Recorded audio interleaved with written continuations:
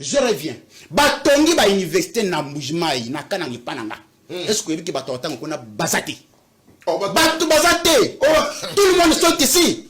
Tout le monde sont ici. Qu'est-ce que tu sais qu'il a fait? Nakasai. Mais si tu université là, Batongi ba université la Batongi ba université mais batotanga basate. Basate ngeni. Landa top Congo bakendaki. Ba étudiants au moins salle. Il y a 1000 étudiants mais 8 nakati. 8 étudiants. Pourquoi? Parce que Nzala Izakuna, le corps là tu sais qu'il dit. Il a travaillé pour que... Il faut m'attendre à Bazate. Donc il y a, à l'occurrence moi-même, qui vous parle. Zela. Donc il est. Zela. Zela. Yo Kima Kasai. Oh, Nakima Zalake. Oh, Nakima Zalake. Bon, j'ai dit c'est na Kinshasa. J'ai la possibilité. Naye une mission. Yo Futelingambongo. Je l'ai dit à la télé.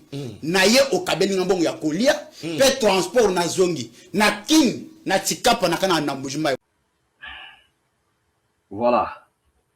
Merci de vous savoir reçu nombreux au son de ma voix. Merci à tous les amis. Hein. Voilà, de partout dans le monde, vous êtes là en train de nous suivre.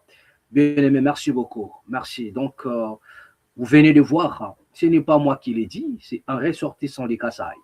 Un Kasaïen qui nous explique comme quoi il y a des universités au Kasaï, mais il n'y a pas d'étudiants. Il n'y a personne à l'intérieur. OK? Voilà.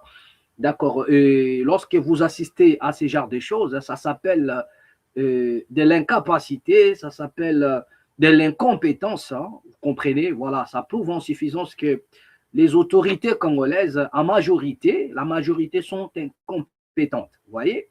Voilà. Et c'est comme ça que ça se manifeste. Une grande nation comme la RDC, on construit des universités, mais il n'y a pas des étudiants. Donc, ça prouve en suffisance que le vrai problème n'a pas été touché. Le vrai problème n'a pas été touché, or qu'au Kasaï, le plus grand problème au Kasaï, c'est qu'il y a la famine. Il y a la famine qui gangrène les Kasaï. Il y a la famine qui ronge, qui fouette, et vraiment en plein fouet, on peut dire, les Kasaï. OK? Une fois le problème de la malnutrition résolu, on peut passer à autre chose. Vous pouvez construire les universités. Mais tant que le vrai problème va demeurer, on n'aura que ce même résultat. OK? Il y en a même, moi je dirais même, au lieu de construire des universités, pourquoi n'avez-vous pas construit des écoles? Parce qu'il y a un problème sérieux au Kasaï. Les élèves étudient à même les sols. Au Kasaï, les élèves étudient à même les sols. Il y a des vidéos que nous avons proposées autrefois où les élèves écrivaient à même les sols. Ce n'était pas des fictions, ce n'était pas un jeu où les enfants, parce autrefois nous étions aussi trop petits, nous jouons, ok? Autrefois nous étions trop petites, ensemble avec des amis, on créait des petites écoles par terre, c'est-à-dire dans des jeux. Hein. Là, c'était des jeux. Voilà, nous étions là en train de jouer. Vous avez l'école et puis il y a quelqu'un comme un moniteur, il vous donne des exercices. On le faisait par terre, à même les sols.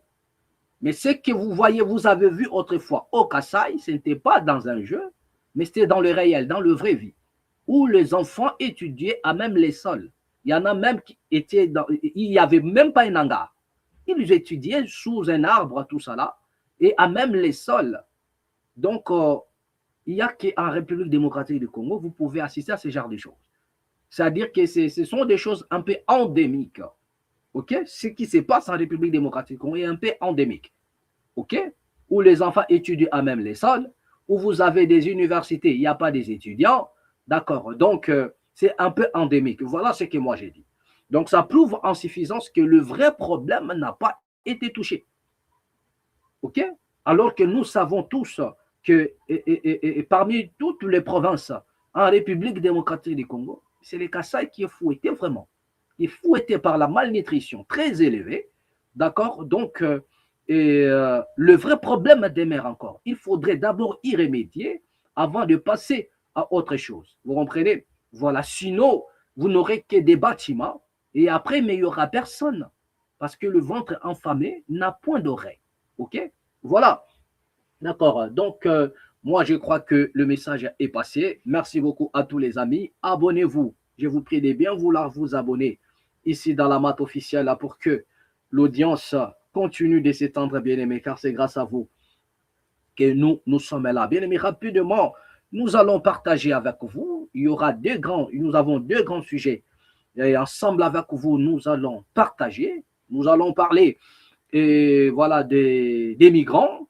Voilà, cet accord, hein, l'accord signé entre la République démocratique du Congo, je dirais même l'accord signé entre le président Félix Antoine Tshisekedi et les États-Unis d'Amérique, parce que c'est que le président, cet accord signé n'a jamais engagé la République démocratique du Congo. Cela veut dire, dans l'Assemblée nationale, nous n'avons pas assisté au débat. OK? Voilà. D'ailleurs, il y a des accords que la RDC soi-disant a signé avec les États-Unis, bien d'autres pays. Ce n'est pas en réalité la RDC, mais c'est le président de la République. Pourquoi je l'ai dit? Parce que nous n'avons pas vu un seul instant où il y a eu des débats dans l'Assemblée nationale pour débattre autour d'un fameux accord. Jamais du tout. Tout ce qui se passe, on vous dira que voilà, la RDC a signé l'accord. Mais l'Assemblée nationale n'est pas saisie, le Sénat non plus. Alors on se pose la question, est-ce que la nation, y a-t-il des institutions en République démocratique du Congo, ou bien il n'y a qu'un individu qui s'est levé en gangster et engage la nation tout entière dans des signatures et des accords un peu en catastrophe. Bien aimé, nous allons parler de cela ici, rapidement, bien aimé. Voilà. Mais avant d'entrer plus en profondeur, regardez un peu cette vidéo lorsque France 24 nous parle de ces phénomènes. Voilà, l'accord entre la RDCA, voilà, disons ça comme ça, entre la RDC et Washington pour ramener les migrants et expulser des États-Unis vers le Congo. Regardez cette vidéo et revenons juste après. Regardons. La République démocratique du Congo s'apprête à accueillir des migrants expulsés des États-Unis. L'annonce a été faite par le ministre de la Communication. Une partie de la société civile critique déjà cet accord et appelle à ne pas l'appliquer. Les précisions de notre correspondante à Kinshasa, Aurélie Bazaraki-Bangoula. L'accueil des migrants venus des États-Unis se fera dès ce mois d'avril, selon les autorités congolaises. Kinshasa précise qu'il ne s'agit pas d'un accueil permanent, mais bien d'un dispositif d'accueil temporaire, que cette mesure est financée par le Trésor américain et que cet accueil se fera dans le respect des lois congolaises et des impératifs de sécurité nationale. Alors jusque-là, ces discussions sur ce sujet entre la République démocratique du Congo et les États-Unis étaient restées secrète. Et même si l'annonce a été faite, il y a encore peu de détails sur ce dispositif d'accueil. On ne sait pas encore combien de personnes seront concernées et leur nationalité. Et surtout, on ne sait pas ce que la RDC obtient en contrepartie. Alors depuis près d'un an, Kinshasa et Washington se sont engagés dans des discussions et renforcent leur coopération, notamment sécuritaire et dans le domaine de la santé. Des discussions aussi pour faciliter les investissements américains dans la sous-région. Alors une partie de la société civile dénonce le manque de débat public autour des partenariats signés avec Washington. Donc là, vous venez de suivre cette vidéo. Déjà, le monde entier en parle. Vous venez de voir voilà, ce que France 24 nous a proposé autour de cette signature. Et il y a eu aussi réaction de quelques opposants à la République démocratique du Congo. Vous avez vu Prince Epenge, il y a eu la marche, comment dirais-je, il y a eu marche de certains partis politiques, voilà, qui, tel que le parti politique de Denis Sangha, où il y a eu quelques manifestations contre ce programme, contre le rapatriement des migrants vers la République démocratique du Congo. Prince Epenge a réagi. Voilà, et voilà France 24 qui nous dit tout sur ce qui se passe, bien ce qui va se passer à la suite des temps. Mais avant encore d'approfondir, laissez-moi vous dire que nous allons, il y a un sujet aussi nous allons ajouter avec vous. Nous allons parler de la célébration, ok, par rapport, comment dirais-je, à la participation de la RDC, léopard de la RDC, le léopard à la Coupe du Monde. Hein. Nous allons aussi évoquer cela, sinon j'allais oublier. Rapidement, nous allons évoquer cela. Mais avant, revenons sur le sujet sur le migrant. Nous allons prendre, et avant d'entrer encore à profondeur, traiter le problème, nous allons aussi prendre, bien aimé, suivez-moi très bien, regardez cette vidéo. Il s'agit là de Peter Kazadi. Peter Kazadi, un monsieur que j'aime beaucoup parce que, selon lui, même ses lacunes est due au manque de changement de la Constitution. Donc, son imperfection sur le plan mental, son imperfection de la matière grise est due au manque de changement de la Constitution. Donc, une fois la Constitution changée, Peter Kazadi va retrouver toutes ses facultés. Peter Kazadi sera excellent. Peter Kazadi va comprendre même les mots qu'il emploie, les mots qu'il utilise dans sa bouche. Ok? Regardez cette vidéo parce que Peter Kazadi a réagi. A réagi aussi par rapport à ce qui s'est dit sur la toile, dans les réseaux partout, comme quoi la RDC ne doit pas recevoir des migrants. Et Peter Kazadi a réagi. Suivons la réaction de Peter Kazadi et revenons juste après. Est-ce qu'on a dit que les immigrants qui vont venir seront munis des armes pour commencer à tuer les gens comme certains Congolais le font? On a vu des évasions spectaculaires à Kinshasa. Est-ce qu'ils seront bien encadrés? Mais on ne va pas les mettre en prison. Est-ce qu'on a dit qu'on va les mettre en prison? Ce sont des gens qui auront des statuts particuliers des réfugiés. Ils seront encadrés conformément aux normes internationales. Donc moi, je ne vois pas un problème d'insécurité qui peut se poser. Le gouvernement veut renvoyer la sanction aux États-Unis qui l'aide à stabiliser la situation. Nous sommes dans une coopération avec les États-Unis. Donc, le gouvernement a toutes les latitudes de négocier avec les États-Unis sur n'importe quel point, pourvu que ce soit des communs accords acceptés, non imposés. Bien-aimés, de retour sur ce plateau. Abonnez-vous, bien-aimés. Vraiment, appuyez sur la cloche en même temps et mettez des j'aime, mettez des cœurs. Nous avons besoin de vous. Vous êtes là. Même ceux qui nous insultent là, il y a quelqu'un qui vient toujours m'insulter sans pousser des arguments. Il vient et continue à nous suivre. Hein. Voilà, peut-être l'amour fera un tour dans votre cœur et puis vous changerez la vie. Donc, mais du moins, continuez à nous suivre. Voilà, nous espérons qu'ensemble avec vous, nous allons passer un très bon moment de télé. Voilà, d'accord. Donc là, vous venez de suivre, bien-aimé, à chaud, Peter Kazadi, toujours dans ses œuvres. Je ne sais pas, ce monsieur, où est-ce que... Et retenez une chose, que ce monsieur, le monsieur que vous venez d'écouter, c'est un avocat. Ce n'est pas moi, juriste ou avocat. Et ce qui est vrai, il a fait des études de droit. Donc, c'est un avocat. Un avocat dont on ne sait même pas où est-ce qu'il a fait même un procès. Ata procès à Bangungi, Mouto n'a gagné un côté. Mais c'est un avocat.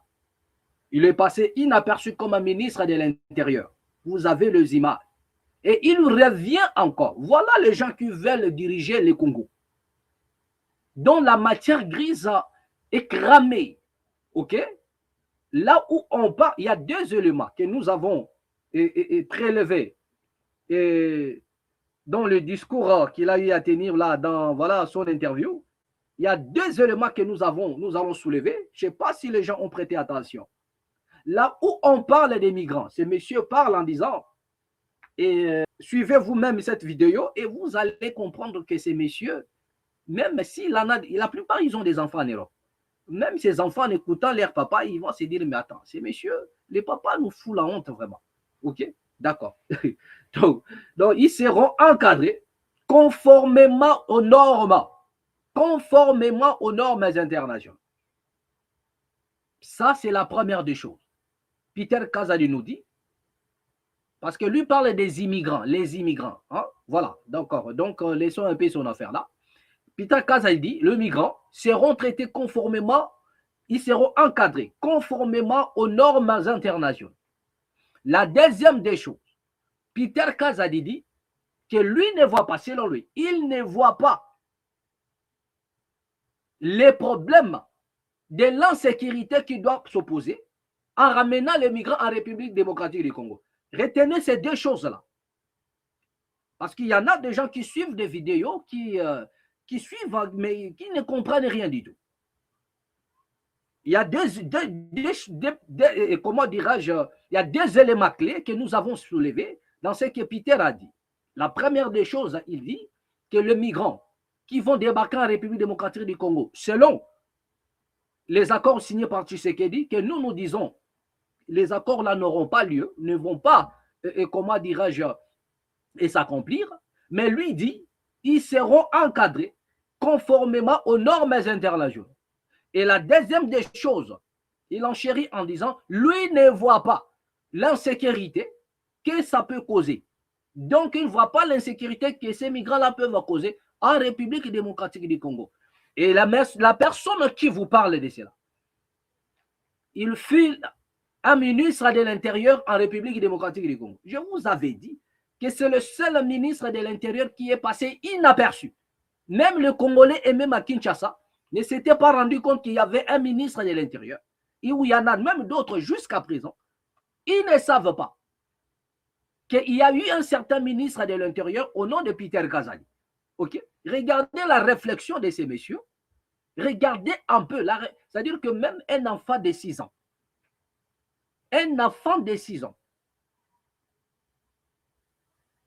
qui est peut-être dans la grande section, ne peut pas réfléchir de cette manière. Et c'est terrible. Et tout ça parce que l'on n'a pas encore changé la constitution. Il faudrait changer la constitution pour que Peter Kazadi se retrouve. Maintenant, réfléchissons bien aimés ensemble. Il dit qu'ils seront encadrés conformément aux normes internationales. Est-ce que, posons-nous maintenant la question, première question, est-ce que le Congo en soi remplit les critères?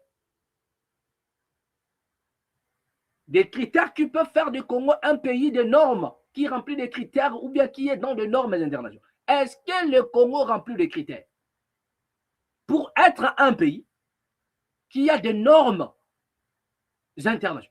Citez-moi un seul, c'est-à-dire un seul secteur où le Congo remplit des critères. Il n'y en a pas. Le Congo vient de jouer à la CAN. Mais jusque-là, les joueurs devraient retourner dans leurs clubs respectifs. Ils sont encore en République démocratique du Congo et il y a des amendes qui sautent de part et d'autre. Nous allons parler de ça quand nous allons toucher sur les sports avant de finir.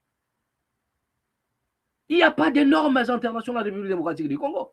Mais lui dit qu'ils seront encadrés conformément au nombre, comment dirais-je, conformément aux normes internationales. Alors qu'il n'y en a même pas à l'interne.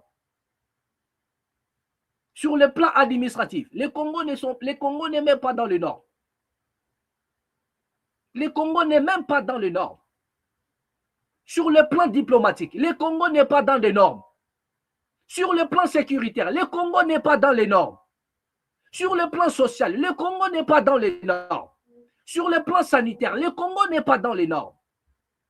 Sur le plan scolaire, le Congo n'est pas dans les normes. C'est-à-dire, vous pouvez citer autant que vous voulez, vous verrez que le Congo ne se retrouve nulle part dans les normes internationales. C'est pourquoi nous disons, est-ce que le Congo n'est pas un pays fantôme? Il y en a même d'autres Congolais pour nos Congo et Pumbwaka. Parce que dans un État, un pays qui se dit vraiment un État, nous devrions voir des normes. Mais au Congo, il n'y a pas de normes. Vous entrez dans la police, il n'y a pas de normes. Ou vous allez chez les politiciens, il n'y a pas de normes. Dans l'armée, il n'y a pas de normes. Partout, il n'y a pas de normes. Mais ce monsieur dit que les migrants seront encadrés conformément aux normes internationales. Le Congo remplit quelles normes? C'était moins normes que le Congo remplit sur le plan international. Il n'y en a pas. Pourquoi est-ce que nos richesses ne sont pas raffinées en République démocratique du Congo? Mais parce qu'il n'y a pas de normes. Parce qu'il n'y a pas de normes. Nous avons des aéroports qui ne remplissent pas des normes. Et quand nous disons ainsi, nous disons des choses de cette manière-là, les gens viennent ici dans nos panels pour nous insulter. Pourquoi nos matières premières ne sont pas raffinées au Congo? Pourquoi les Rwandais doivent nous ravir tous les marchés du monde? Pourquoi? Pourquoi est-ce que l'on parle de carnet de l'adresse, on parle du carnet d'adresse au Rwanda et la RDC doit coller le Rwanda comme un wagon? Est-ce que c'est ça des normes? Est-ce que lorsqu'on parle même des études, on peut citer le Congo, lorsqu'on parle des études, voilà où vous venez de voir une vidéo où il y avait des universités construites, mais il n'y a pas des étudiants. Mais est-ce qu'en termes, comment on dira des études, peut-on parler du Congo? Mais ces messieurs vous disent, ils seront encadrés conformément aux normes internationales. Quand on parle de la sécurité, peut-on parler du Congo? Un pays qui est aujourd'hui gangréné par l'insécurité. Même à Kinshasa, vous avez vu la vidéo de Jekoko Mulumba. Jekoko Mulumba, qui se plaint de l'insécurité en République. Même, quand bien même lui-même, il en fait partie. Des gens qui ont créé de l'insécurité. Vous connaissez l'histoire de Jekoko. Nous allons prochainement revenir sur Jekoko Mulumba. Mais du moins, tout le monde a vu sur la toile, sur des réseaux, le Jekoko Mulumba mais oui, Moteme Souki est vraiment. Parce qu'il est en train de voir comment est-ce que les Congolais, à Kinshasa, l'on tue, l'on kidnappe, l'on vole, et la police devant la police. Et ça se passe la journée. Ça se passe la journée. Et c'est dans ce pays-là qu'on veut ramener des migrants. C'est dans ce pays-là où le président de la République va signer un accord pour qu'on ramène les brigands. Et c'est ce que, voilà, Peter Kazadi appelle les normes internationales. Voilà les normes selon Peter Kazadi. Voilà les normes. Les Congolais dorment à même les sols. Les Congolais n'ont pas la place. Il y a des gens dont on a cassé des maisons qui sont aujourd'hui à la belle étoile. Il y a des enfants, je vous avais dit, dans un État, une nation sérieuse.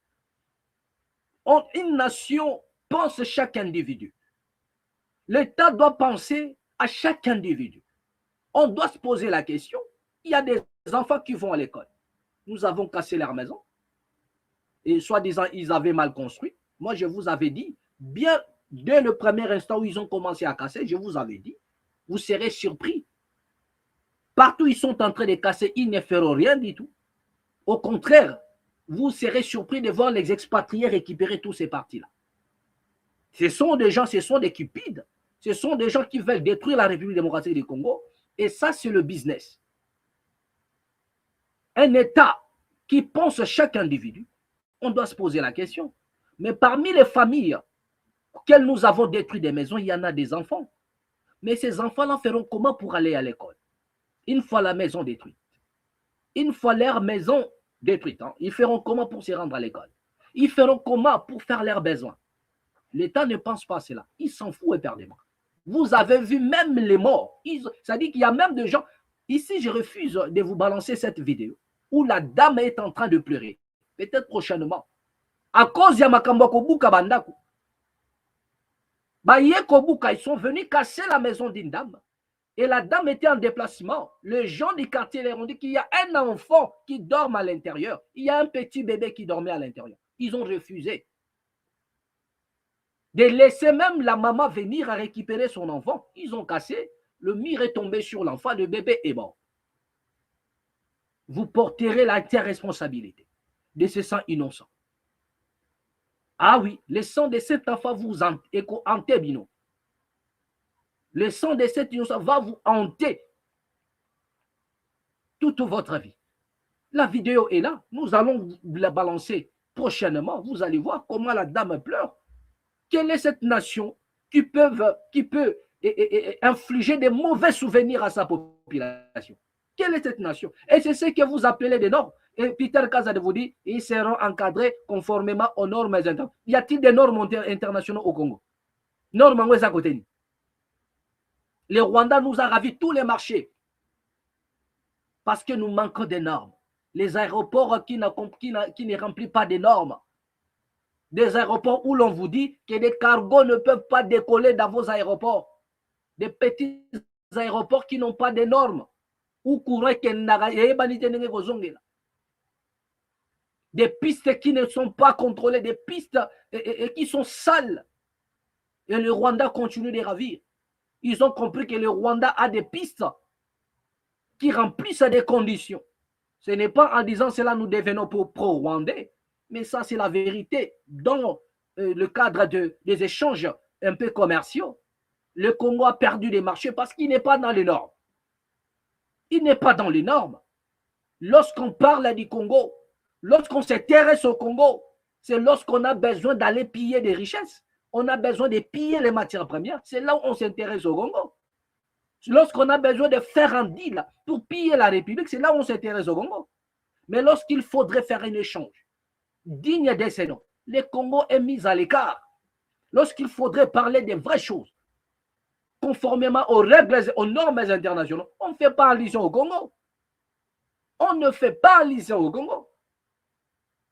Le Congo, c'est en dernière position. Et l'on parle du Congo lorsqu'il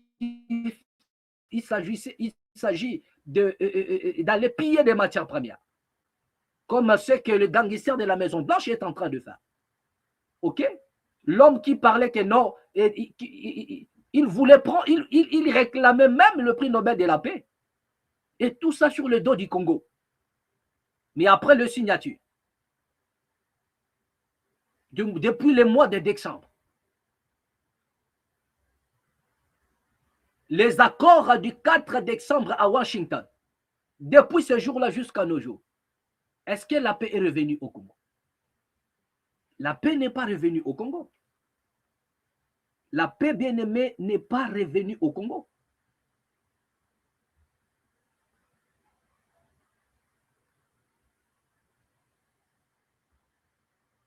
La paix n'est pas revenue au Congo. Et à l'heure où je suis en train de vous parler, l'info vient de tomber, qu'il y a reprise du processus de paix de Doha entre le gouvernement RDC et le M23 en Suisse. Ils ont repris les dialogues. Où est la paix? Parce que le but, c'est de départager les gâteaux. Pendant que je suis en train de vous parler, il y a une délégation en Suisse. Le gouvernement et le M23 en Suisse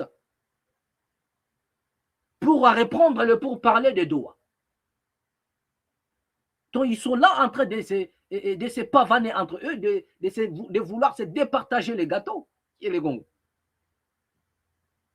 Et voilà ce que ce Peter Kazadi appelle les normes internationales. Est-ce que lorsqu'on parle des normes internationales d'un État, peut-on aligner les Congos? Même eux-mêmes, ils le savent, que le Congo ne remplit pas tous ces critères-là. Il n'y a aucun secteur au Congo où l'on peut parler des normes internationales. Il n'y en a pas. Il n'y en a pas. Alors arrêtez de foudre de nos gueules. La deuxième des choses, bien aimé, la deuxième des choses, ce monsieur dit, il ne voit pas les dangers ou bien l'insécurité que ces gens-là peuvent causer en République démocratique du Congo. Il ne voit pas l'insécurité que ces gens-là peuvent causer au Congo. Mais attendez, moi je dis, Peter Kazadi a vraiment son cerveau au talon. Donc il marche dessus. Peter Kazadi, son cerveau, c'est au talon. Et quand il marche, il écrase cela. Donc cela m'empêche de réfléchir. Il dit, il ne voit pas ce que le danger ou bien l'insécurité et que ces gens-là peuvent causer en République démocratique du Congo. Déjà, vous avez des expatriés qui sont en République démocratique du Congo.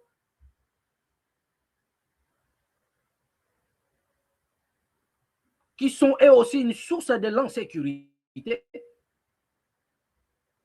Et je vais vous démontrer l'insécurité causée par les expatriés tels que les Libanais, et les Pakistanais, voilà, les Indiens, les Chinois qui sont en République démocratique du Congo. Je vais vous les démontrer ici.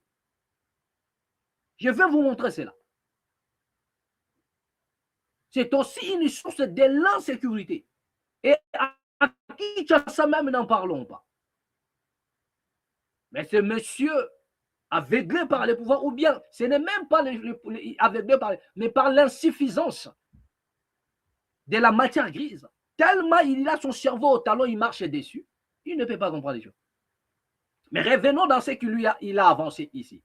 Peter Kazadi vous dit qu'il ne voit pas les dangers que ces gens-là peuvent causer.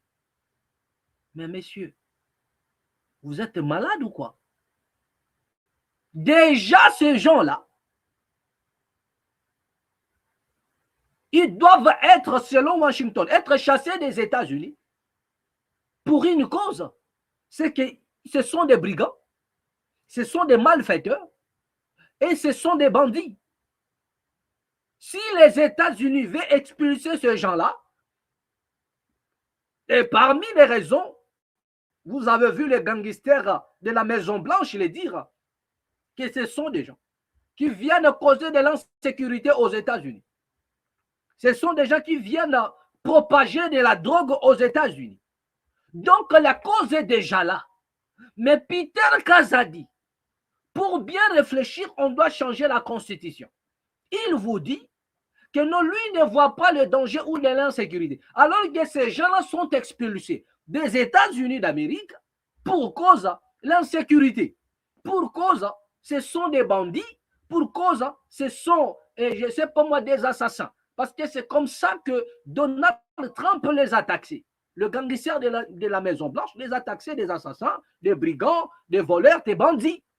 Donc ce sont eux qui sont à la base de l'insécurité quotidienne aux États-Unis d'Amérique. C'est-à-dire, on va nous envoyer des personnes qui ne peuvent pas s'assimiler, qui ne peuvent pas respecter la société américaine. Un pays où il y a des normes, où il y a la sécurité. Mais ils n'arrivent pas. Ils ne peuvent pas les supporter. La plupart, ce sont des prisonniers condamnés. Ils étaient condamnés aux États-Unis d'Amérique. Et ils vont prendre tous ces gens-là, les expulser en République démocratique du Congo. On va prendre tous ces gens-là. Voilà, ils sont. Voilà, tous ces gens-là. Il n'y a pas que ça, ils sont nombreux. Hein. Selon les États-Unis, ils doivent aller en République démocratique du Congo. Et regardez un peu ces gens-là. Regardez. La plupart, il n'y a même pas des Noirs. Hein. Et les États-Unis ne veulent pas de ces gens-là. Pourquoi? Parce que ce sont des brigands. Selon Washington, selon les gangsters de la Maison-Blanche, ce sont des brigands, ce sont des bandits, ce sont des voleurs. Mais Peter Kazadi vous dit non, je ne vois pas les dangers. Dans un pays où même, c'est-à-dire dans un pays où l'insécurité monte en puissance au jour le jour, dans un pays où le ministre de l'Intérieur est incapable d'éradiquer l'insécurité, dans un pays où, comment dirais-je, le patron de la police est incapable d'éradiquer l'insécurité. Mais on vous dit que non, un monsieur vous dit non, je ne vois pas le danger. Je ne vois pas de l'insécurité que ces gens-là peuvent causer. Mais ils ont été chassés. Pourquoi? Parce que selon les procédures d'expulsion des migrants, quand on parle voilà, des HCR et tout ça, il n'y a que deux choses.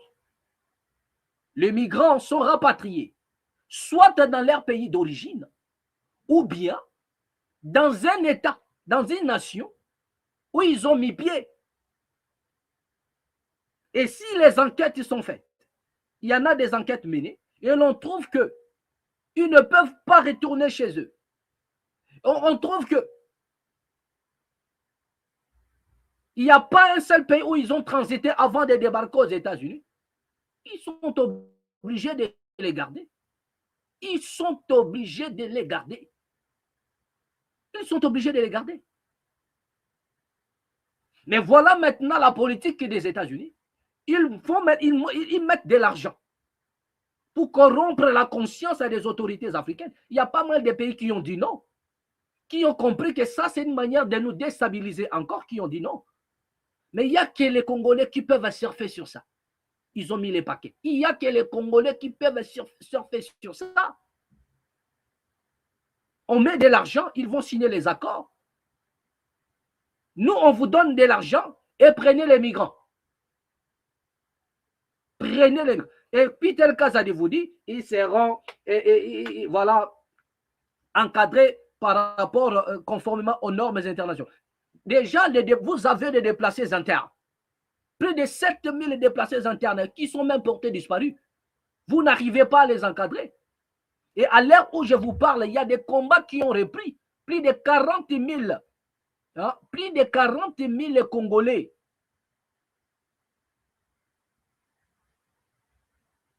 Plus de 40, 400, ou je ne sais pas, on parle de 400 000, qui ont fui. Qui ont fui. Attendez.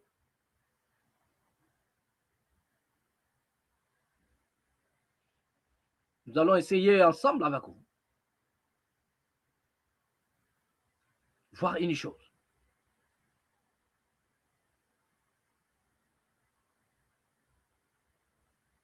Voilà. Donc, on nous signale, bien aimé, écoutez, les affrontements AFC bar M23 et Wazalendo à Massissi, à Calais, plus de 40 000 déplacés.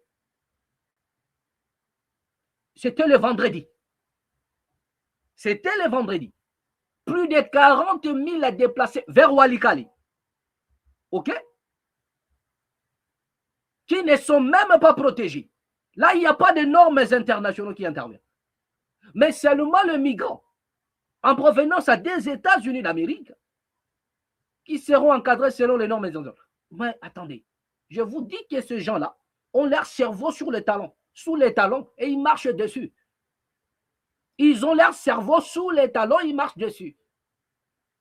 À l'heure où je suis en train de vous parler, plus de 40 000 déplacés vers Walikale suite aux affrontements AFC bar M23 à Massissi, Calais. Là, c'est une information que je vais vous donner. Je viens de vous donner. Est-ce que les Congolais va bien? Est-ce que les Congolais les savent? Est-ce que les Congolais les savent? Mais on se pose à un moment donné la question. Où sont les opposants congolais? Les Moïse Katumbi. Les Moïse Katumbi. Les mouvements Sauvons le Congo. Au moins, nous avons vu Jean-Claude Vouemba intervenir. Mais où sont tous ces caciques-là? Où est même Joseph Kabila pour parler de ça? Moïse Katumbi, pourquoi lui-même ne se prononce-t-il pas? Pourquoi ne faites-vous pas de bruit contre ce qui vient de se passer? Lamouka avec Martin Fayoulou. Au moins, nous avons vu Pierre Presse-Ping en parler. Mais où sont tous ces caciques-là? Eux-mêmes, le président des partis politiques-là, pour en parler. Pourquoi n'y a-t-il pas des marches de grandes envergures pour dire non à ces choses? Le Congo, c'est un pays accueillant. Tout le monde entre au Congo, comme ils veulent. Tous les jours, les gens ils entrent au Congo. Le preuve en est, vous avez des expatriés qui sont là. Les Chinois, les Libanais, les machins, les Ouest-Africains. Tout le monde entre au Congo. Mais là, il s'agit d'un problème vraiment spécifique auquel les Congolais ont droit d'ouvrir les yeux. Et surtout pas avec la politique d'un homme qui est considéré déjà comme un malade aux États-Unis d'Amérique. Aujourd'hui, vous avez les Américains qui veulent voter la destitution de Donald Trump. Voilà, il est là. Les Américains veulent voter la destitution de Donald Trump. Les sénateurs américains. Les sénateurs américains, ils veulent voter la destitution de Donald Trump, le gangster de la Maison-Blanche.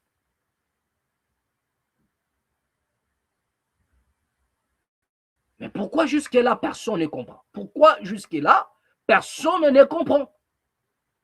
Un homme aujourd'hui dont on doute déjà des aptitudes, et on fait même appel à ces médecins, les sénateurs veulent voir clair sur le médicament que ces messieurs ils prennent.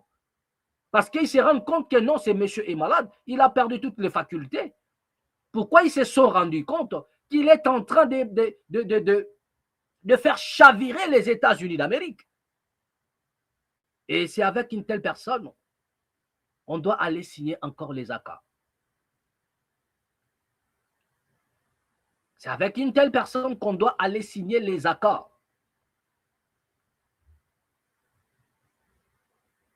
Donald Trump.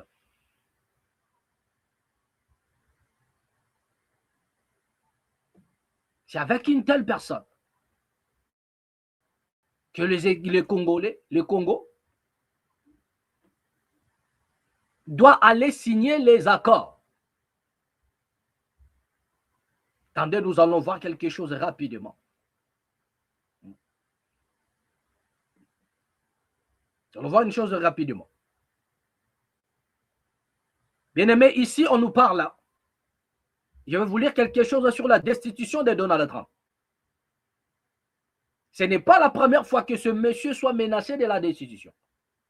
Écoutez ce qu'on nous dit.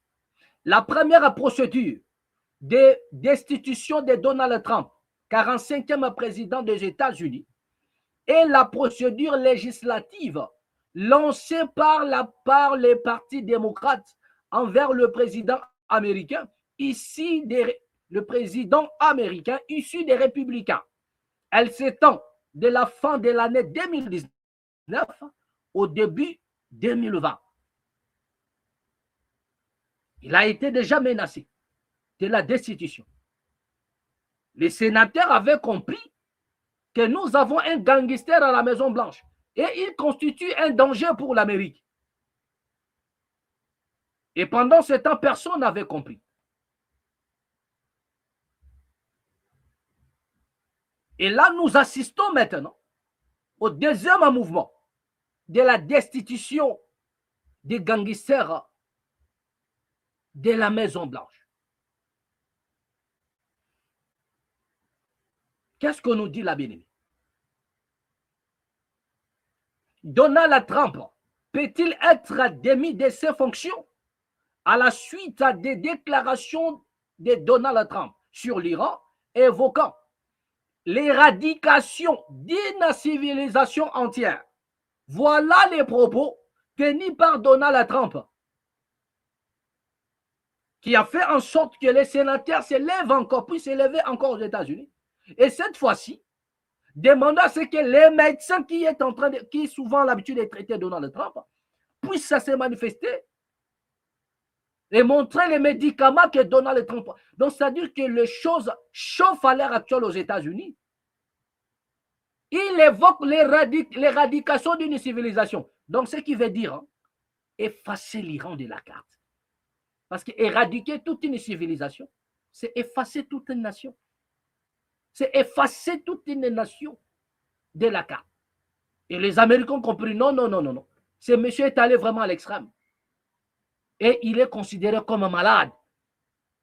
Il est considéré comme malade aux États-Unis d'Amérique à la suite de la déclaration de Donald Trump. L'éradication d'une civilisation entière, largement dénoncée comme inacceptable. 70 parlementaires, ça monte déjà. 70 parlementaires démocrates appellent à activer le 25e amendement pour les démettre de ses fonctions.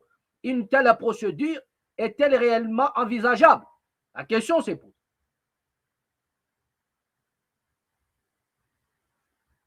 Contre Donald Trump. Voilà. Ils doivent évoquer le 25e amendement pour destituer ces messieurs. Donc, il est considéré comme un malade aux États-Unis d'Amérique. Il est aujourd'hui considéré comme un malade.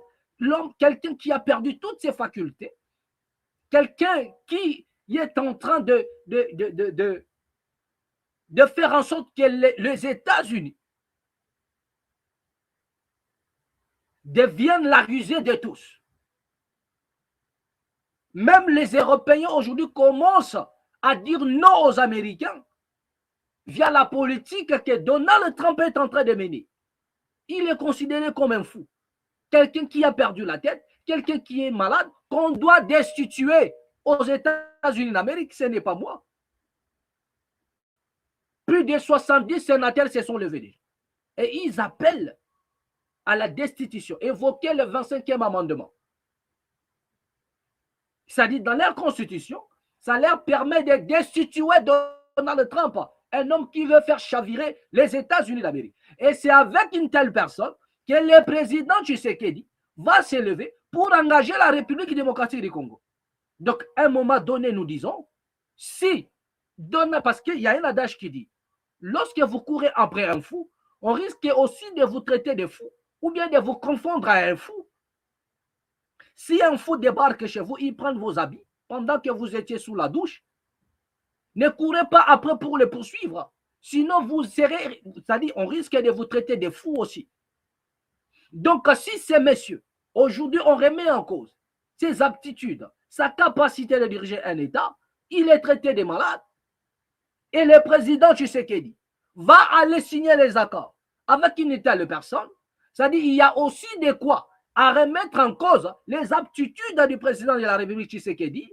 Il y a aussi lieu de remettre en cause la capacité de Tshisekedi. Donc, si Donald Trump, les gangsters de la Maison-Blanche, est traité aujourd'hui de malades, est traité aujourd'hui de fous, il y a de quoi se poser la question. Est-ce que le président Tshisekedi aussi n'a pas perdu sa tête? C'est une question. Est-ce que le président Tshisekedi n'a pas perdu toutes ses aptitudes? Parce qu'un homme normal ne peut pas suivre un fou. Les Américains ont compris que la politique de Donald Trump, c'est la politique des fous. C'est la politique d'un homme qui est malade. Mais est-ce que peut-on suivre la politique d'un homme qui est malade? Peut-on suivre la politique d'un homme qui est malade? Mais pourquoi le président Tshisekedi doit-il se lever à aller signer les accords avec cet homme ici? Donc, si ce monsieur est menacé, mais est menacé aux États-Unis, est voué à la destitution, donc il y a de quoi se poser la question. Est-ce que le président Tshisekedi lui-même a encore ses aptitudes? C'est une question. Est-ce que le président de la République du Congo a encore ses aptitudes, a encore la capacité? Si Donald Trump a lui-même est traité des malades, des fous, de quelqu'un qui veut ramener les États-Unis dans un naufrage profond, ne doit-on pas se poser la question, est-ce que ce n'est pas le même schéma que le président Tshisekedi est en train de ramener le Congo? Si les Américains pourraient aujourd'hui, Donald Trump est en train de noyer les États-Unis d'Amérique, et le président Tshisekedi s'élève signer les accords avec ces messieurs. Doit-on pas se poser la question, à savoir, si le président Tshisekedi aussi ne fait pas la même chose, noyer les Congo, il y a de quoi se poser la question. Si Trump veut noyer les États-Unis, c'est que Tshisekedi aussi veut noyer le Congo. Là, les Congolais doivent se lever et se poser des questions. Si ces messieurs considérés comme malades, comment peut-on aller signer des accords avec une personne qui déjà veut noyer sa propre nation, qui évoque le plan d'éradiquer toute une civilisation? Est-ce qu'une telle personne peut avoir la considération d'une nation comme le Congo, un État faible comme le Congo? Au moins l'Iran, il est fort, il est puissant, mais est-ce que le Congo ne représente rien du tout? Mais est-ce que ce monsieur, qu'est-ce qu'il en a à foutre avec le Congo? Qu'est-ce qu'il en a à assurer avec le Congo? D'où vous voyez, d'où vous avez les migrants rejetés par les États-Unis parce que ces gens-là sont considérés comme des bandits qui vont débarquer aux États-Unis, au Congo. Et nous disons ces gens-là ne descendront pas. Cet avion n'atterrira pas en République démocratique du Congo. Nous. Cet avion n'atterrira pas en République démocratique du Congo.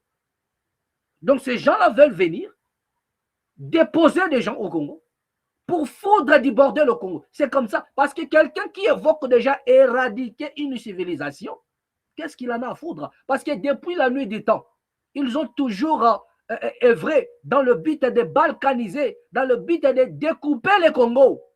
Moi, je vous avais dit, le plan de ces gens-là, ce n'est pas seulement de balkaniser le Congo à couper l'Est, non. Mais de découper le Congo à morceaux. C'est-à-dire que leur plan, le plan qui est sur leur table, c'est de découper le Congo à morceaux.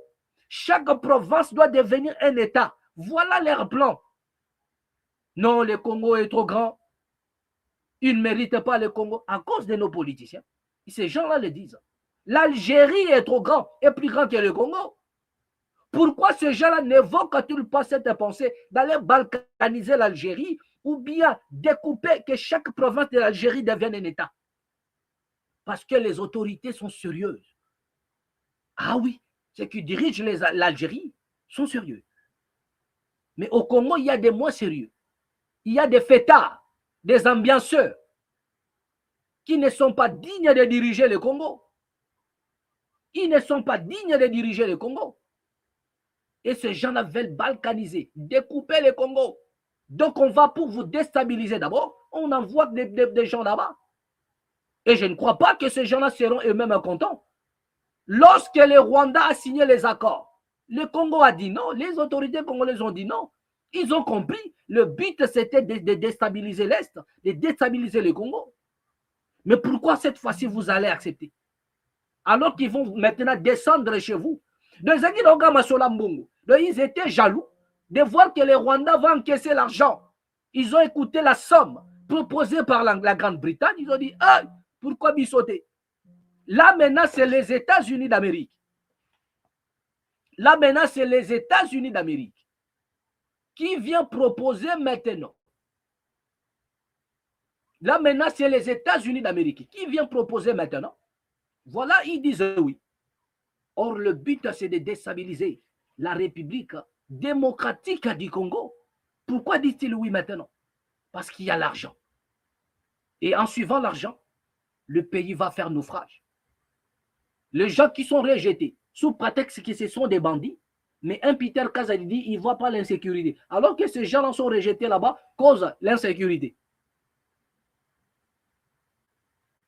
Voilà ce qui se passe. Nous avons des fêtards, des ambianceurs, des gens qui jouent une compétition de détournement des deniers publics. Messieurs, vous avez dit quoi? Je réitère. Ils jouent aux compétitions de détournement des deniers publics, des vols de l'argent de l'État. Voilà. Le sport le plus rentable, c'est la politique en République démocratique du Congo. Ce sont des ambianceurs. Ce sont des ambianceurs. Voilà. Regardez un peu cette vidéo rapidement parce que nous allons, vous pouvez réellement que ce sont des ambianceurs. Voilà, il s'agit ici de l'Amouka. Il s'agit ici de l'Amouka à Paris. Voilà. Il y a l'Amouka à Paris qui ont marché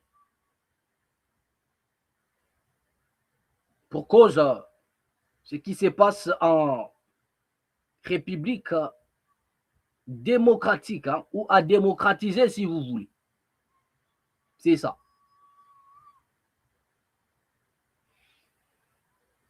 Ça, c'est l'Amouka France qui ont marché.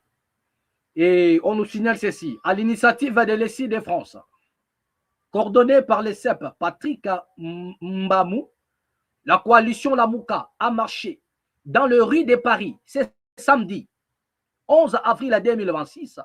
Par cette marche, les Congolais de la diaspora ont porté avec force 3 exigences majeures.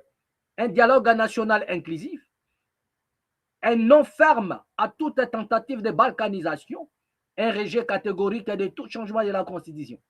Une grande mobilisation qui réaffirme, loin des frontières, la détermination des Congolais à défendre la souveraineté, l'unité nationale et le respect de l'ordre constitutionnel. Voilà ce qu'a été, voilà, une marche mise en place par l'Amouka. C'était le samedi, comme vous pouvez le constater. Hein, voilà, ça s'est passé à Paris. Comme vous pouvez constater, voilà, le CEREX était là, voilà, l'Amouka a marché, ils ont exigé, mais dans leur exigence, je n'ai pas vu, là où ils ont mentionné, comment on appelle, le non, dire un non à tous ces migrants que les États-Unis a taxés des bandits et les ramener en République démocratique du Congo, un pays qui n'arrive même pas à prendre soin de ses propres concitoyens, un pays gangréné par les conflits, hein. Voilà, un pays où la population même n'est pas en sécurité. Donc, ils seront là voir comment les autres viendront être encadrés tout et tout, alors que la population dorme à la belle étoile, la population n'a pas l'endroit où poser sa tête, la population est abandonnée par elle-même, ok? Mais vous avez ici la Mouka à Paris, ils ont marché pour dire non, ils veulent le dialogue et tout. Et sur cette affaire des dialogues, nous allons bientôt nous prononcer sur ça. Au jour le jour, on nous parle des dialogues, mais ici dans la MAT, nous n'avons pas encore évoqué ce sujet à profondeur. Parce que nous les savons bien que le dialogue au Congo finit toujours par se départager le pouvoir. Hein. Voilà, chacun veut avoir sa part et chacun veut peut-être tirer une partie du gâteau, chacun veut gagner un poste. Hein. Voilà ce qui se passe. Ok? Voilà. Parce que dans la plupart des cas, le dialogue au Congo finit toujours par ça. Donc jusque-là, il y en a aussi des Congolais qui ne sont pas encore convaincus de tout ce qui se dit partout de gauche à droite par rapport au dialogue. Ok? Voilà. Mais c'est que nous attendons aux autorités ou bien aux opposants congolais de dire des choses telles qu'elles sont. Ok? Et ne pas se voiler la face. Aujourd'hui, vous avez un problème qui fait l'actualité. On vous parle des migrants. Réagissez. Nous voulons voir les Congolais marcher. Nous voulons voir parce que ça, c'est un deal des mauvais goûts. Et cela n'a jamais été débattu dans l'Assemblée nationale. Et ils sont là, silence radio, parce que chacun va prendre sa part. Et le Congo devient comme un dépotoir où l'on doit venir à déposer les migrants, des gens dont on a considéré qu'on a traité des bandits, des assassins. Et c'est au Congo, les dépotoirs, où on va les déposer pour faire des Congos une plate, comment dirais-je, une plate tournante hein, de la drogue, de la criminalité, de beaucoup de choses. Hein, de beaucoup de choses. Et peut-être pourrait se serrer pour eux une manière de découper le Congo. Parce que le but, c'est cela. Okay? De chercher de tous les voies et moyens pour découper le Congo. Ok? Voilà. Ce n'est pas d'aujourd'hui, c'est la date. Ce n'est pas d'aujourd'hui que ces gens-là cherchent à découper le Congo. Donc, ils veulent accomplir leur mission à tout prix. Et nous disons, et nous serons là et pour empêcher à ce que votre plan aboutisse. Hein. Nous allons empêcher à ce que vos projets n'aboutissent jamais. C'est le pays de Lumumba, le pays de Kimbangu, le pays de Kasavubu, le pays de Kimpanvita. Et telle chose n'arrivera jamais. Voilà. Et je sais que les Congolais vont s'élever tôt ou tard. Voilà ce que nous devrions faire. Ok? Si aujourd'hui, cet homme de la Maison Blanche est considéré comme un malade et dont on appelle à la destituer, les Congolais doivent s'élever même au travers de la révolution. Ok?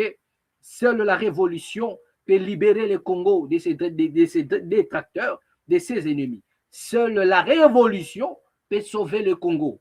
J'ai toujours l'habitude de vous le dire et de le répéter au jour le jour. La révolution, Aurien bien-aimé, pour arracher le Congo, voilà, entre les mains de tous ces prédateurs qui sont venus pour s'accaparer des richesses et détruire le Congo à la suite du temps. Mais telle chose n'arrivera jamais, car notre cause est le juste et notre victoire est certaine aussi. Voilà, bien aimé. Donc, rapidement pour aller finir, je vous avais dit, nous allons évoquer cet aspect du sport pour enfin finir notre vidéo. Je vous avais dit que nous sommes dirigés par des jouisseurs, des gens qui aiment l'ambiance. Là où il y a des vrais problèmes, les Congolais n'en parlent pas. Voilà là où notre population a un problème à assurer. Regardez un peu l'accueil qui a été réservé aux joueurs du Léopard. Là, nous sommes dans le foot. Regardez et revenons juste après.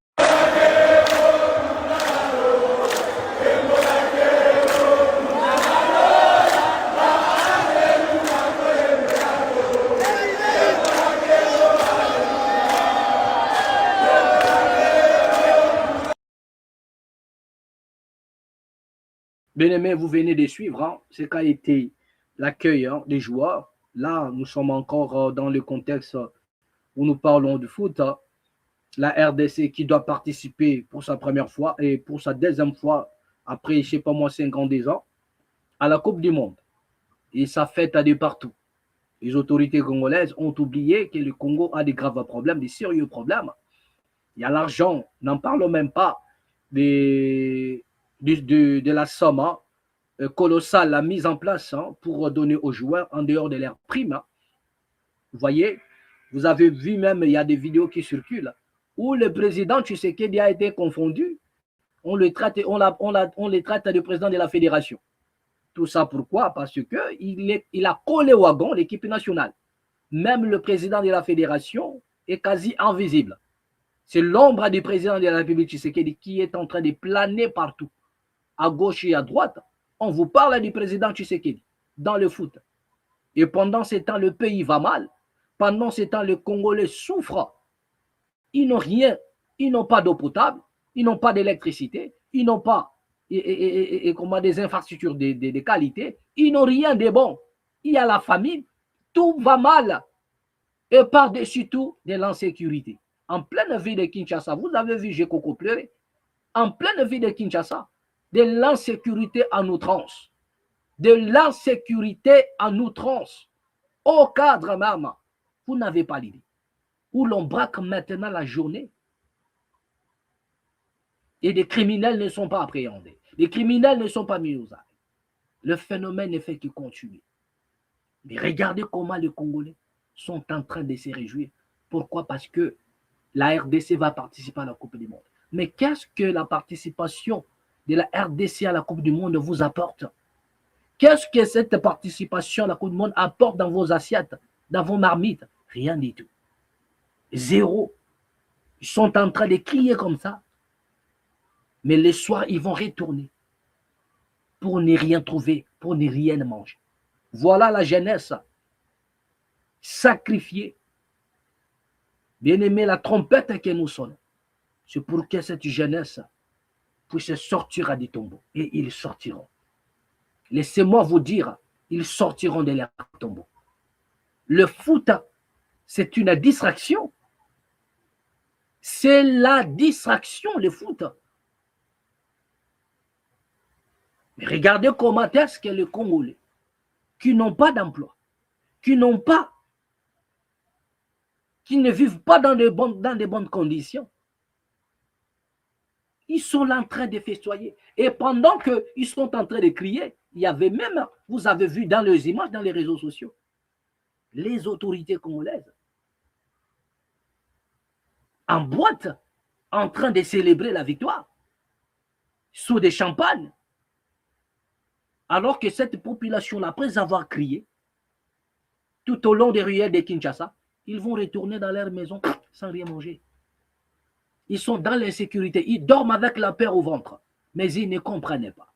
Le foot, c'est la distraction. Pendant que vous êtes en train de crier, regardez les sommes, regardez et comment dirais-je, la somme colossale qu'on a pu donner à ces joueurs-là. En dehors de leurs primes, de ce qu'on leur donne toujours. Ils ont des jeeps, ils ont des maisons. Mais posez-vous la question. Et on vous dit, c'est le chef de l'État, cette victoire, c'est le chef de l'État. Mais les gens qui ne vous ont même pas rapporté une coupe, rien qu'une qualification. Mais si ces gens-là arrivaient à récupérer la coupe, c'est-à-dire, bon, on vous dit, on vous donne le fleuve. Il y a même un pasteur qui dit que non, voilà, la RDC, c'est les cadeaux que Dieu a donné à Tshisekedi, la RDC va prendre la coupe. Papa Toroya, là, ne t'en fais pas. Nous avons des vidéos, nous allons venir à la suite du temps. Il y a encore des équipes que la RDC va affronter. Et nous disons, aujourd'hui, vous attribuez la victoire de Léopard au président de la République. Attribuez aussi, n'arrêtez rien. Tout ce qui va arriver à cette équipe, attribuez cela au chef de l'État. Il s'est même porté garant contre des sanctions. Il dit, si l'on vous sanctionne, que cela ne pèse pas sur vous, appelez-moi. Ah oui, aujourd'hui, le président Tshisekedi se donne des luxes de dire des choses comme ça. Pourquoi? Parce que la richesse de la RDC est dans sa poche. Il dit que les amendes là ne pèsent pas sur vous. Mais ces clubs-là aussi, ils peuvent coller des amendes. Ils peuvent coller des amendes qui ne disent pas son nom parce que vous avez dit que ça doit. Vous savez, nous sommes dans un monde où il y a toujours des intérêts. Même les joueurs là, ils peuvent même aller dire, ils peuvent même aller faire des deals quelque part en disant, voilà, le président nous a dit, si vous nous sanctionnez, c'est lui qui doit payer ça. Donc, créons une sanction et demandez une somme colossale, il doit payer, après j'aurai mon pourcentage. Ils peuvent aussi créer des choses, faire des choses comme ça. Ils peuvent faire des choses comme ça. Et le président est considéré, c'est-à-dire il y en a même des blogueurs, des youtubeurs qui disent que nous voilà le président de la fédération, alors que c'est le président de la République. C'est-à-dire il est confondu à un président de la fédération. Pourquoi? Son ombre plane partout. Le président de la fédération, c'est-à-dire il ne se fait même pas ça, on ne connaît même pas si c'est qui. Mais c'est l'ombre des chefs de l'État. Et il porte l'entière responsabilité des sanctions qu'on va infliger, on peut infliger à ces joueurs-là suite au retard dans leurs clubs respectifs. Il dit qu'il va payer. Il va payer. Tout ça, c'est dans l'argent des contribuables. Les Congolais vont souffrir, continuer à souffrir. Bien aimé, si vous ne vous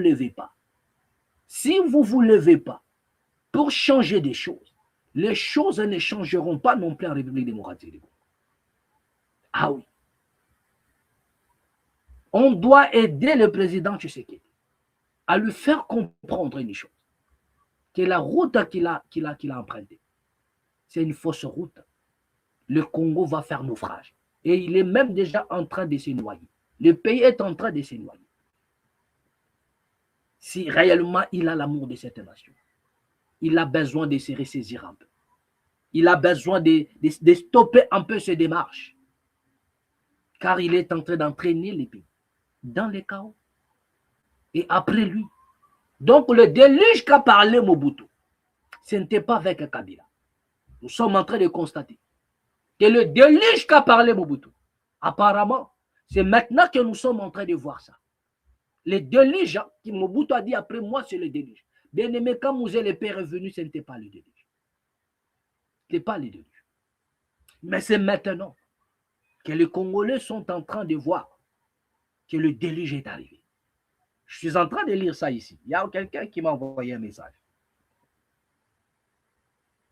Le déluge, les Congolais sont en train de voir maintenant le déluge.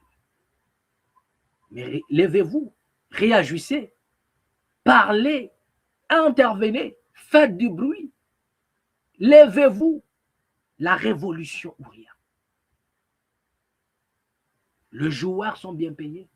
Mais il y en a des agents.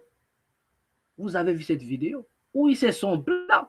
Les agents du ministère du sport et loisirs, tout ce que vous connaissez là. Les cadres, les agents du ministère du sport, ils ne sont pas payés. Ils ne sont pas payés. Mais sommes-nous dans quelle nation? Je ne sais pas si la régie peut nous proposer, si on peut nous proposer cet élément, ou qu'au contraire, nous allons passer à autre chose. Bonjour Deko. Ya solo tozali ebele, pamba te tozali basali ya l'État. Na ministère ya sport et loisirs. Preuve que ozomona na sima na biso édifice o babengi stade de martyrs. Tozali ebele pona ko revendiquer ba droit na biso. Mikolo ebele penza ministère ya sport et loisirs ezali mi administration o ezali service d'assiette. C'est-à-dire ezali ko générer ba recette. Kasi ba recette yango na tozali ko générer yango to bénéficier na biso na yango te. Pamba te ezali muke makasi penza que soki bapesi yo yango na ku ya vie ya lelo okosala eloko te na yango 60 000 francs congolais nayebi okonouer les 2 bouts du mois avec ça to okosomba lopango to okofuta minervale ya bana to okoleisa libota toyebi te. Mama ebongo lobi 60 000 bongo bozaka na badélégué ya syndical te ba délégation syndicale ezalaka te délégué syndical élu bazali badélégué bazali yango wana lokwa bango bazali kosala mosala na bango lolenge esengeli te yango baagent bamizwi en charge pamba te tozeli tozali kozwa gain de cause te 13 ans jour pour jour tosalaka budget na administration nyonso to ministère nyonso esalaka mpona budget ezalaka revu à la hausse kasi grille baremique ya sika oyo biso to bénéficier na mbongo wana oyo eza budgétisé ezwamaka te yango wana prime spécifique toza kaka ti lelo na kati ya banyongo wana tozwaka eloko te ya mibale kaka ndenge omoni biso wana boye tozalaka na moyen de transport te toyaka kaka makolo tozwaka eloko moko te toyaka makolo tozongaka makolo kaka na kati ya 60 000 francs wana nde tofutaka transport nde oyoki nzala na mosala osombi lipa nde ozongi na ndako nde ozongi na ndako nde ofuti ndako nde ofuteli bana minervale nde olie nde obeli kaka na kati ya 60 000. Bon, maman, chef de l'État oyo aza champion ya masculinité positive a Rolanda yo na vice-premier ministre Eliaou lancer message nini epa na bango na ngonga oyo.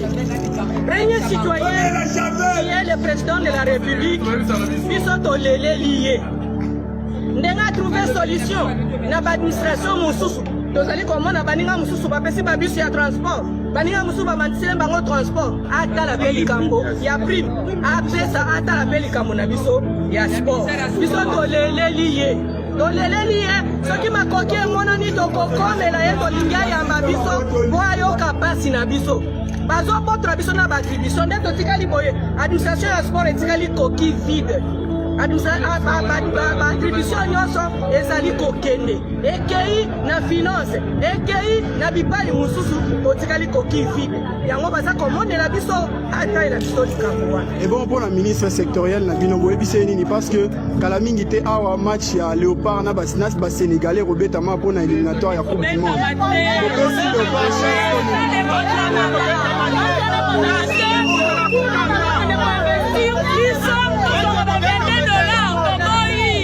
na biso toliamba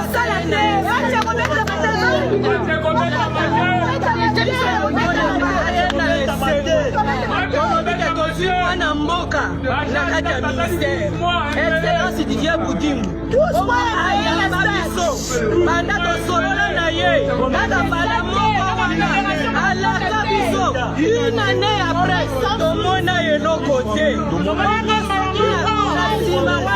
tomoni kaka biso tozwa solution na makambo etali biso. Merci beaucoup maman.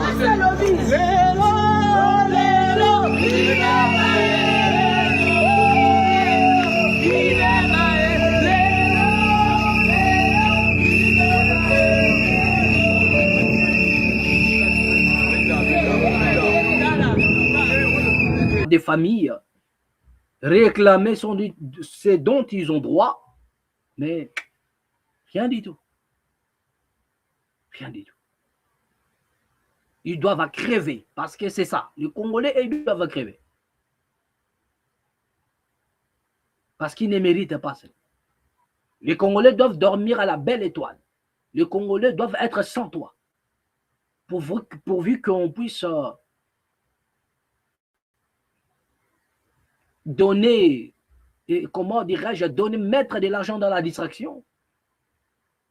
La RDC n'a pas de priorité. La RDC n'a pas de priorité. Ça fait pitié, bien aimé. Ça fait pitié. Et nous avons l'habitude de vous dire, une fois, bien aimé, dès lors que la cause elle est juste, la victoire elle est certaine. C'est ici que nous allons mettre un point final. Bien aimé, abonnez-vous massivement ici dans la mat officielle. Mettez les j'aime, mettez les cœurs. Prochainement, nous allons revenir. Bien aimé, c'est comme j'ai l'habitude de le dire, c'est indépendamment de notre volonté. Nous avons d'autres devoirs qui nous appellent, raison pour laquelle nous ne sommes pas régulièrement en ligne, mais seulement nous vous portons dans le cœur. Et ne nous abandonnez pas aussi. Continuez à vous abonner, abonnez-vous massivement. Et bien aimé, on doit rapidement atteindre déjà 1000 personnes. Nous sommes stagnés, regardez le nombre. Et là, mais on ne doit pas rester stagné, on doit monter. C'est une nouvelle chaîne, bien sûr. Mais on doit aller encore plus vite que ça parce que nous avons confiance en vous. Voilà. Là où, regardez, là où vous êtes, vous vous abonnez partout, dans des chaînes, et sur TikTok, tout ça, là où on ne raconte que des conneries. Là où il n'y a que des conneries. C'est là où vous êtes nombreux à réagir, là où vous êtes nombreux à vous abonner. Mais là où nous parlons d'un État, de notre nation, de l'avenir de la RDC, bien-aimés, vous êtes lents à le faire. Mais je crois que vous êtes là pour nous, nous sommes là aussi pour vous. Vous allez le faire. Et je vous prie d'ailleurs de bien vouloir le faire avec un succès pour que nous montions encore en puissance. Merci beaucoup à tous les amis qui nous ont suivis. C'était la mat officielle. Merci à tous les amis de près ou de loin. Vous étiez là au son de ma voix. Plein succès à vous. Que la paix qui surpasse toute intelligence garde vos cœurs ainsi que vos pensées. À nous revoir prochainement au prochain numéro. Toujours ici, dans la mat officielle. Bye bye.